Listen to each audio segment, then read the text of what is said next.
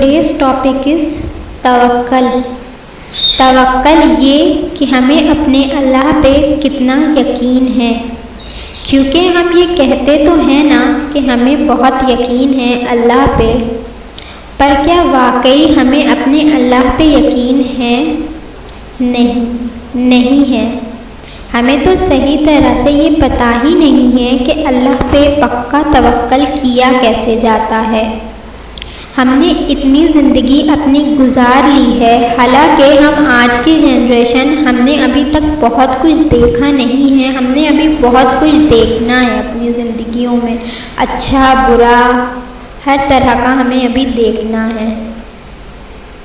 لیکن ایک سچ یہ بھی ہے کہ ہاں، آج کی جنریشن کے 90% لڑکیاں کسی نہ کسی تکلیف، اذیت، پریشانی میں مبتلا ہیں. دل میں ایک درد ہے جو نہیں کسی سے کہہ پاتے، اور دل ہی دل میں یہ شکوے ہیں کہ اللہ میرا ہی ساتھ ایسا کیوں ہوا، کس لیے ہوا. یہ جو کیوں ہے، یہ کیوں کا سوال کرنے کا حق ہمارا نہیں ہے. ہمارا حق یہ ہے کہ ہم نے اللہ کی دی ہوئی آزمائش پہ صبر کرنا ہے، دعا کرنا ہے، اور اس بات کا توکل یعنی کہ یقین کرنا ہے کہ کل اللہ ساری چیزیں ٹھیک کر کے سب کچھ بہتر کر دے گا. اور ہماری ساری پریشانی میں دل کو سکون دینے کے لیے یہ الفاظ ہی کافی ہیں کہ میرا اللہ میرے ساتھ ہے، وہ سب بہتر کر دے گا انشاءاللہ. تمہیں کیا پرواہ ہے، کس چیز کی پرواہ ہے، جب قرآن میں تمہارے اللہ نے کہہ دیا ہے کہ ان اللہ علی کل شیء قدیر، اور بے شک تمہارا رب ہر چیز پر قادر ہے. تو کیا تمہارے اللہ کے لیے تمہاری تکلیف، اذیت دور کرنا کوئی بڑی بات ہے؟ تم اس بات کا شک ہی کیوں کرتے ہو؟ شک کر کے اپنے صبر کے لمحات کیوں کھو دیتے ہو؟ تمہارا کام تو بس اتنا سا ہے کہ صبر کرو اور دعا کرو، اور پھر اللہ کے جواب آنے تک انتظار کرو. تمہارے اللہ نے تمہیں دعا کا اور سجدوں کا اختیار دیا ہے کہ تم ان تمام دکھوں کا علاج ڈھونڈ سکو. تم ان تمام دکھوں کو جن کو تم کسی سے کہہ نہیں سکتے، وہ تم اپنے اللہ سے کہہ سکو، بتا سکو. وہ تو سنتا ہے، وہ تو تمہیں سننا چاہتا ہے. یہ تو تم ہی ہو جو شکوے کیے بیٹھے ہو. دلوں کا حال تمہارے اللہ سے بہتر کوئی نہیں جانتا. اللہ کو تمہارے الفاظوں کی کوئی ضرورت نہیں ہے. تم نہ بھی کہو تو وہ سب کچھ جانتا ہے، پر پھر بھی تمہارا رب یہ چاہتا ہے کہ میرا بندہ میرے پاس آئے اور آ کر اپنی زبانی مجھے اپنا حال سنائے. تمہارا کام بنانے والی ذات بس تمہارے اللہ کی ہے. جانتی ہوں میں کہ صبر کرنا آسان نہیں ہوتا، لیکن تم جیسے جیسے صبر کرنے کی کوشش کرتے ہو، ویسے ویسے تمہارا اللہ تمہارے ہر چیز کا صبر تمہیں دینے لگتا ہے اور تمہیں اپنے قریب کرنے لگتا ہے.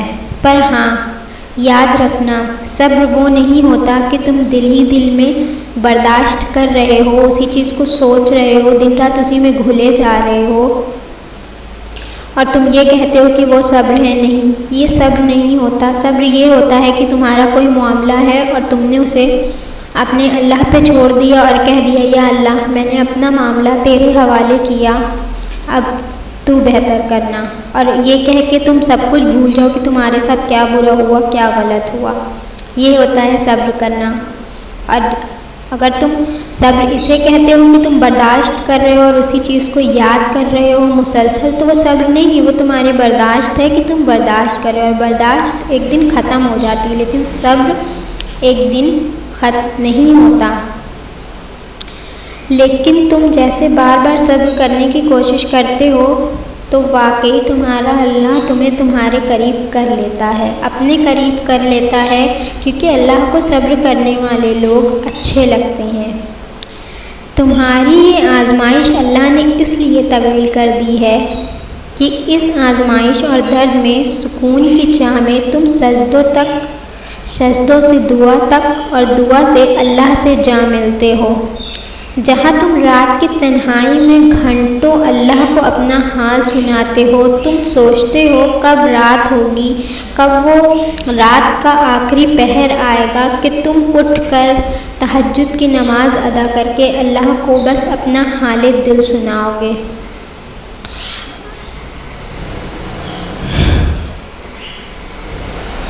بس ایک اس بات کے خاطر کہ کوئی سننے نہ سنے، اللہ سننے اور سکون دینے والا ہے۔ تم اسی چاہت میں اٹھ کے رات کے آخری پہر اپنی نیند قربان کر کے اللہ سے جا ملتے ہو، اور پھر ایسا ممکن ہے کہ اللہ اس دیری کے ذریعے تمہارا اس پر پختہ یقین دیکھنا چاہتا ہو کہ تم جو کہتے ہو تمہیں اللہ پہ توکل ہے، اللہ پہ یقین ہے، تو کیا تم اللہ کے ہاتھوں آزمائے نہیں جاؤ گے؟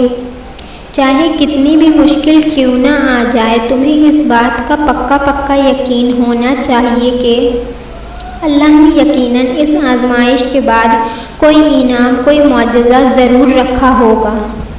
اور ہو سکتا ہے تم اپنی جس تکلیف پہ صبر کر رہے ہو، کب سے ایک ہی دعا مسلسل مانگے جا رہے ہو، کیا پتہ اس آزمائش اور تمہارے توکل کو دیکھ کر اللہ تمہیں اس چیز سے نواز دے۔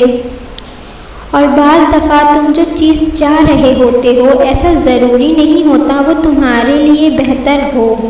اللہ تمہیں وہ چیز دیتا تو ضرور ہے، پر بہتر کی صورت میں دیتا ہے۔ تمہیں تمہارے آنے والے کل کا بھی پتہ نہیں ہے کہ کیا ہوگا، لیکن اللہ سبحانہ و تعالیٰ کے آگے ہمارے مرنے کے بعد کی بھی زندگی ہے۔ تم اپنے اللہ سے شکوے نہ کیا کرو، شکایت نہ کیا کرو، کیونکہ وہ تو رب ہے، وہ رب تم سے 70 ماؤں سے زیادہ محبت کرتا ہے۔ پھر بھلا وہ کیسے تمہارے لیے غلط سوچ سکتا ہے یا غلط فیصلہ لے سکتا ہے؟ تم خود کے لیے غلط کا انتخاب کر سکتے ہو، لیکن تمہارا رب تمہیں اس غلط سے چھڑا کر بہتر سے نوازتا ہے۔ کوئی چیز تم سے کھو جائے، چھوٹ جائے تو یہ سمجھ کے صبر کر لینا کہ اس چیز کا ساتھ یہیں تک تھا۔ اگر کچھ برا ہوا تو سمجھ لینا اللہ نے اسے تمہاری زندگی میں اس لیے بھیجا تھا کہ تم سیکھ سکو، سمجھ سکو، صحیح غلط میں فیصلہ کر سکو، اور یہ سمجھ سکو کہ یہ دنیا تو بس ایک فانی ہے اور تمہارا واحد سہارا، سچا بہترین دوست تمہارا اللہ ہے۔ اور اگر کوئی اچھا سکھا گیا تو بھی رب کا شکر ادا کرو، کیونکہ اللہ کسی نہ کسی وسیلے کے ذریعے ہی ہمیں کچھ نہ کچھ سکھاتا ہے، چاہے وہ اچھا ہو یا برا ہو، لیکن ہم اس اچھے یا برے کو اپنی زندگی کا مسئلہ بنا کے بیٹھ جاتے ہیں، اپنا رونا بنا کے بیٹھ جاتے ہیں۔ کسی کا زندگی میں آنا یا چلے جانا کچھ بھی بے مقصد نہیں ہوتا ہے۔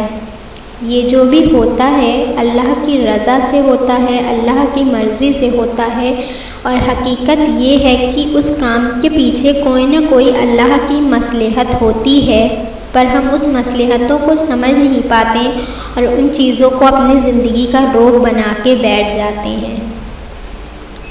اللہ کی دی ہوئی چیز اگر اللہ واپس لے لے تو صبر کر لو، پر اللہ پاک سے یہ سوال نہ کرو تم ایک بار بھی کہ کیوں واپس لے لیا۔ جس کی چیز تھی اس نے واپس لے لی تو شکوہ کیسا؟ تم ایک بار اللہ کی رضا میں راضی ہونا تو شروع کرو۔ تم ایک بار اللہ پہ پورا توکل کر کے تو دیکھو۔ تم اس کی سنتے جاؤ، تم اس کی مانتے جاؤ، پھر دیکھنا وہ کرے گا جو تم چاہتے ہو، وہ کرے گا تمہیں جس کی خواہش ہے۔